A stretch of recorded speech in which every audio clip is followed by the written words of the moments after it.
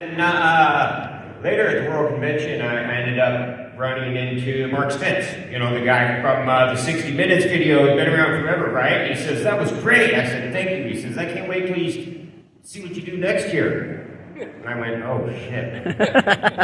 I mean, I had fun, it was great, but I thought it was just a one-time thing, right? Like, I didn't leave anything out against some of my friends' advice. I put it all out there, right? So I'm like, shit, I need to come up with some new material. I ain't going back to treatment to get more.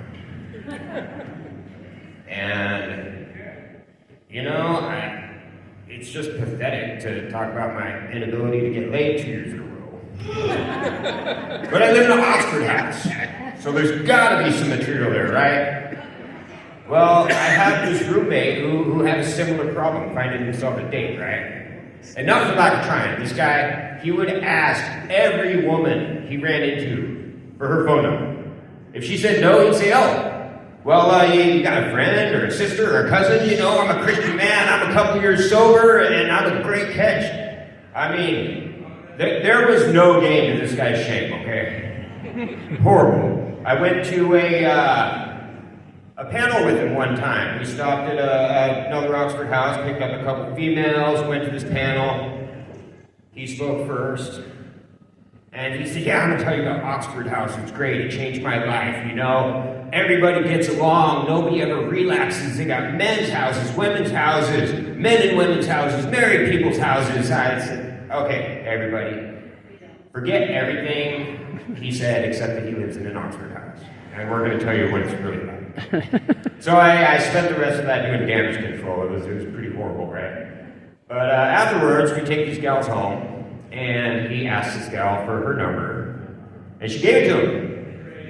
And I think that's the first time he ever got a girl's number, because he did not know what to do next. They go inside, and immediately he's on his phone. And he shows it to me, and it says, oh, I had such a great time with you tonight. We need to hang out again. You're a wonderful person. I just can't wait to do it again. And he says, is this too much? I said, it doesn't matter. You already sent it. Oh, I'll delete it. Yeah, from your end. But then he says, well, what picture should I send her? I'm like, whoa, what do you mean? Oh, I want to send her a picture. Why? Why does she need a picture, you dude? Well, so she doesn't forget what I look like. I said, bro, we're still in the driveway. She can look out the window and see you. Like, let's just go, all right? You're like, no, help me pick a picture. No, I'm not doing that. Well, fine, I'll just send them all then. And he sends like 4 pictures. So I'm like, dude, can we go now, like, before Chris Hansen shows up? Like, I'm feeling like creep here. So, yeah, we left. A couple days later, he's moping around the house, like, man, that girl never responded to me. Like, you think I should go by the house and see if she's okay? Bro, no. You do that, it's going to be the police responding. And she will definitely remember what you look like, because she'll be picking you out of the lineup. Right? And, yeah, so then he's complaining about, well, it's okay, it's fine. I don't need a woman anyway. You know, they just want you to take care of everything and provide for them. And I'm like, no, actually, there's plenty of independent women out there. But when they see you showing up at the tail end of a NA barbecue with your own to-go bag, asking for leftover weenies to take home, they tell you don't provide. They may not want to provide her, but they don't want a man-child, right? And he says, that's okay. You know what? I don't even need a woman. I got a life hack for that. A life hack for the company of a woman. Do tell. You see, what you do is you take a grapefruit and you put a hole in it, and then you put it in the microwave, and it feels like the real thing. So, I mean, I thought I knew where he was going with this, but I try not to make assumptions, right? So I say the real thing. He says, yeah, man, pussy. I've never had sex with fruit, so I don't know if it's true or not. Any of you, like, where's my fruit bangers? Yeah, sense of fruit. That's awesome. I knew they cut those bananas in half for a reason. So,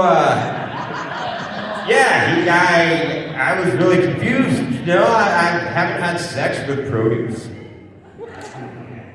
So, then he says, you know the craziest thing about pussy, though? I had a million things pop in my head, but I'm just gonna let him speak, right? He says, it tastes just like asshole. I know, right? So a million things popped in my head again. I mean, everything from hygiene to technique to aim, but this one thought was foremost in my mind, and I had to ask him, like, bro, are you eating that warm grapefruit afterwards? He says, well, the back half's still good. I don't know about y'all. I ain't trying to brag, but if I were to do that to a grapefruit, there would not be a backside. I would destroy that little thing, right? So, I mean, that just tells me there's something else he's not providing the ladies either, right? I'm not saying grapefruit tastes like asshole, but it's got to be the worst fruit out there, right? It's horrible. I've heard about those little death apples in Colombia, right? I mean, one bite, they'll kill you. I heard about those on Naked and Afraid. I used to love that show. The premise, you know, it's... You got no clothes, no tools, nothing. You're just out there, you know, you against nature. There's not a tribe, you know, it's not like Survivor or Oxford House. You can't get voted off the island. It's just you against nature, right?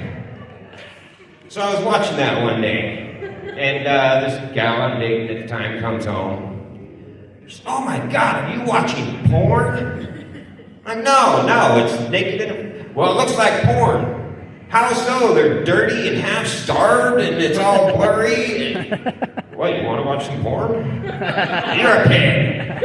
Okay, no porn, fine. So a couple of weeks later, I get home, and there's titties on the TV, and people having sex. I'm like, oh my God, you're watching porn without me? She says, you're an idiot. This isn't porn, this is True Blood. So if you guys don't know what True Blood is, it's like HBO's softcore porn version of Twilight, okay? Like my son is hanging out his bedroom door, jaw to the floor, eyes glued to Suki's tits on the TV. I'm like, get in your room. But Dad, the storyline. You know what? I'll buy the book. No, I won't. Just get in there and go practice your flute. Yeah, my son, I remember the day he came home from school. Hey, Dad, I chose my instrument. Cool. Yeah, I'm going to play the flute. Oh, okay, son. Why'd you choose the flute? Oh, it looks easy. Oh, okay, well, isn't it mostly girls that play the flute? Yeah, like I said, it looks easy. Well, don't the other guys make fun of you? He says they did the first day. But then after that, they saw me sitting up there surrounded by 30 girls while they're in the back and spit on and hit the back of the head with trombones. And you know, some guys, they pick up the guitar to try to woo the ladies, right? My son picked up the flute, infiltrated them. Yeah, you know, I mean, everybody has different techniques. And my old roommate, you know, he decided he was going to try his luck with women again. I guess the grapefruit got too expensive. I don't know. So he says, I'm going to start working out, right? Start working out, eating better. And I hear him on the phone talking to his grandma one day, and I can only hear his side of the conversation. He says, yeah, Grandma, I'm eating healthier. I'm eating a lot more fruits and vegetables.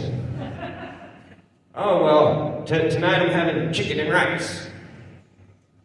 Rice is my vegetable. Well, I know rice is a grain, Grandma, and grains are vegetables.